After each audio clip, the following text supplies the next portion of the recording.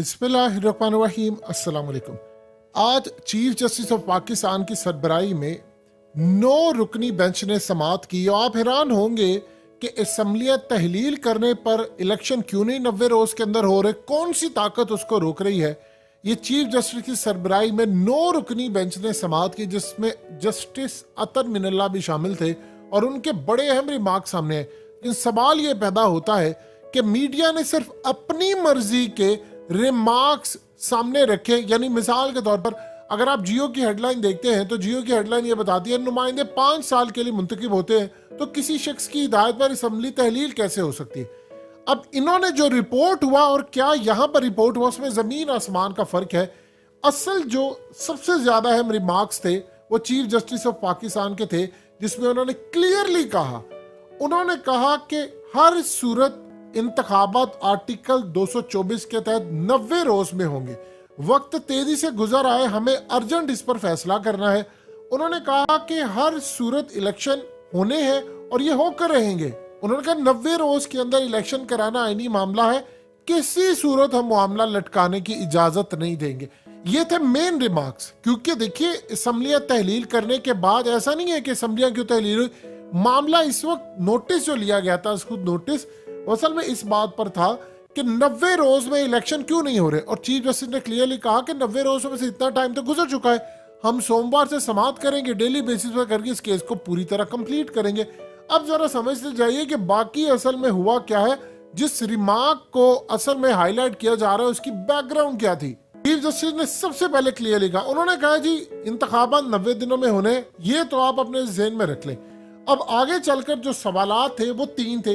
वो पहला सवाल ये था कि असम्बली तहलील होने पर इलेक्शन की तारीख देना किसकी जिम्मेदारी है। दूसरा सवाल था कि इंतखाबात की तारीख देने का आईनी इख्तियार कब और कैसे इस्तेमाल करना। तीसरा यह कि आम इंतखाबात के हवाले से वफाक और सूबों की जिम्मेदारी क्या है। अब ये 3 चीजें डिफाइन करनी है, क्योंकि ये प्लान बनाकर बैठे हैं कि शहबाज शरीफ ने जब उसकी मुद्दत पूरी होगी तो उसके बाद हम इसको भी आगे लेकर चलेंगे। चीफ जस्टिस ऑफ पाकिस्तान ने क्लियरली कहा है कि बहुत ज्यादा कुछ संगीन हालात हो तो इंतखाबात का मजीद वक्त बढ़ सकता है। अब वो संगीन हालात क्या हो सकते हैं, या तो मुल्क के अंदर बड़े पैमाने पर कोई जंग छिड़ गई हो, फौजें बॉर्डर पर हो, तो फिर तो समझ आती है। इसके अलावा कोई संगीन हालात नहीं होते। ये दहशतगर्दी और ये वो अल्हम्दुलिल्लाह हमारे मुल्क में है नहीं उस लेवल की, लेकिन दुनिया में इससे ज्यादा होती है इंतखाबात होते हैं, तो ये तो मामला ही आप छोड़ दें कि ये किसी के ज़हन में है। सबसे बड़ी बात यह है कि अब रिमार्क्स क्या थे।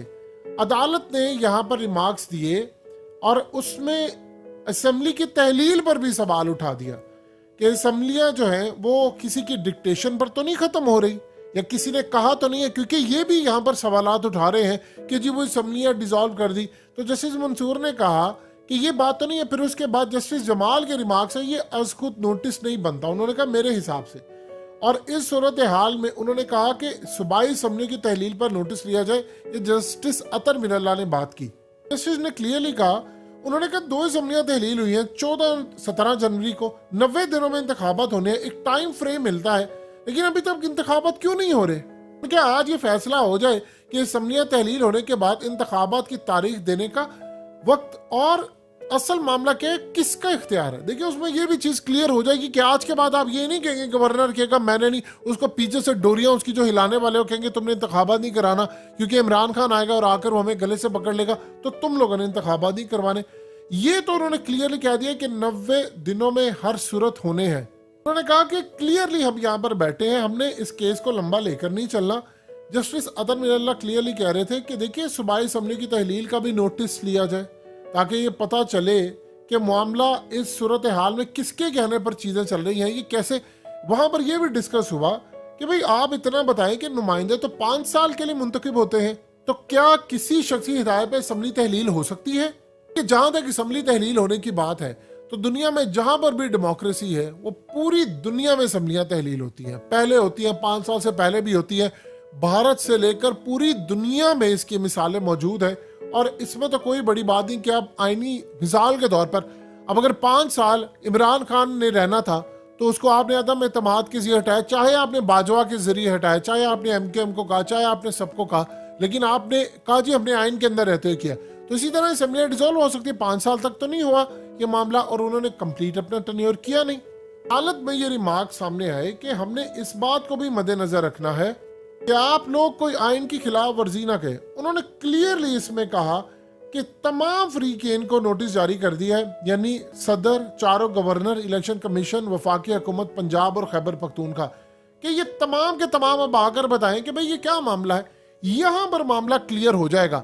अब असल में देखिए 2-3 चीजें, आप इस सूरत हाल में आईनी तौर पर असम्बली डिसॉल्व हुई, आईनी तौर पर तमाम कामला हुआ सारे मामले, उसके बाद इलेक्शन का आना है। अब ये जो सारे रिमार्क्स आ रहे हैं, कुछ ये कह रहे हैं कुछ वो कह रहे हैं, इससे एक चीज क्लियर हो जाती है कि चीजें पता चल जाएं कि भाई आया इन मामलात के पीछे कौन था, क्यों नहीं असम्बलियां करे, क्यों गवर्नर का काम या सदर का।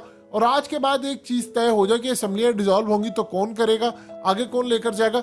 ये असल में इस दफा जो चीफ जस्टिस ने काम किया है वो तंग आ गए हैं कि मुल्क के अंदर, यानी ये बात अब होना शुरू हो गई है कि अदालतों को बैठकर पीछे से कौन कंट्रोल करता है। इमरान खान बार बार कहते हैं जी रात को अदालतें कैसे खुलती हैं, तो वो क्लियर कर देना चाहते हैं कि अदालत ये कह रही है कि हम पर इतना प्रेशर भी ओबियसली आ रहा है, अवाम कह रही है कि भाई इन मामलात में आगे बढ़कर काम क्यों नहीं हो रहा। ये कौन है जो पीछे बैठकर ये सारा कुछ करता है, यानी मोहसिन नकवी का नाम कहां से आ जाता है, पीछे बैठकर कौन कहता है भाई ये करना है, असम्बली नहीं देनी, तारीख नहीं देनी, आगे नहीं जाना। ये सारी की सारी सूरत हाल अब खत्म हो जानी चाहिए। और देखिए एक बात आप ज़हन में रखिए, इनफ इज इनफ होता है। अब अदालतों को भी ये चीज लगनी शुरू हो गई है कि यार इस मुल्क के अंदर तमाशा क्यों नहीं खत्म हो रहा। ये कब तक ये तमाशा चलेगा कि जी वो इलेक्शन करवाना है तो कोई करने नहीं दे रहा, पंजाब के अंदर FIR काटनी है तो कोई काटने नहीं दे रहा, वर्षे शरीफ कत्ल की FIR काटनी है कोई काटने नहीं दे रहा। इमरान खान के बारे में अचानक ऑर्डर कहीं और से आ जाते हैं कि जी वो PTI के लोगों को गिरफ्तार किया जाता है, पता चलता है ना पुलिस एडमिट कर रही है, ना पता चलता है FIR एडमिट कर रही है, वो कोई नामालूम जगह पर चले जाते हैं और बाद में पुलिस के हवाले। ये तमाशा कब तक चलेगा कौम के अंदर। इमरान खान ने जो कल बात की है, उन्होंने बड़ी धमकी दी थी क्लियरली। उन्होंने जाहिर सी बात है वो क्लियरली एस्टैब्लिशमेंट को कह रहे थे कि भाई पिछली दफा तो मैंने तुम्हें छोड़ दिया था। उन्होंने कहा कि पिछली दफा मैंने नहीं छोड़ा, यानी तुम बच गए हो। अल्लाह को हाज़ा नाज़ा करके कहता हूं कि इस दफा नहीं तुम बचोगे और हुकूमत मेरी ही आनी है, तुम ज़हन में रख लो। देखिए अगर 1% भी चांस होता कि इमरान खान की हुकूमत नहीं आनी तो आज इलेक्शन हो जाता। इन सबको पता है कि इमरान खान की हुकूमत आनी है और उसने इस दफा आकर डिक्टेशन नहीं लेनी। उसने क्लियरली ये बात करनी है कि भाई मैं मुल्क का वजीर आजम हूं तो हुक्म भी मेरा चलेगा, बाकी तमाम लोग मेरे अंडर काम करेंगे। ये नहीं हो सकता कि मुल्क के अंदर सुपर प्राइम मिनिस्टर जिस तरह से कहा जी बाजवा बैठकर सारा कुछ कंट्रोल कर रहा था, उसने कहा मैंने इस दफा ये होने नहीं देना। और इमरान खान ये बात क्लियरली कर चुके हैं कि मैं अब इस चीज पर बजीद हूं कि किसी सूरत किसी आर्मी चीफ को कोई एक्सटेंशन नहीं मिलनी चाहिए। और आकर उन्होंने 2 तारीख से के साथ एक कानून भी पास करना है जिसमें वो क्लियरली कर देंगे कि आज के बाद किसी आर्मी चीफ को कोई एक्सटेंशन नहीं मिलेगी, जो अपना टेन्योर पूरा करे जाता जाए और उसके बाद खेल खत्म। यानी अब आप भूल जाएं कि आपको कोई एक्सटेंशन मिलेगी, क्योंकि इस एक्सटेंशन ने जो बाजवा को दी उसने मुल्क का खाना खराब करके रख दिया, जड़ें खोखली कर दी। जिस तरह चीफ जस्टिस चले जाते हैं, जिस तरह सारे जाते हैं, इसी तरह जो बंदा रिटायर्ड होता है वो अपनी मुद्दत पूरी करे और घर जाए, इसके अलावा कोई एक्सटेंशन किसी को नहीं मिलेगी।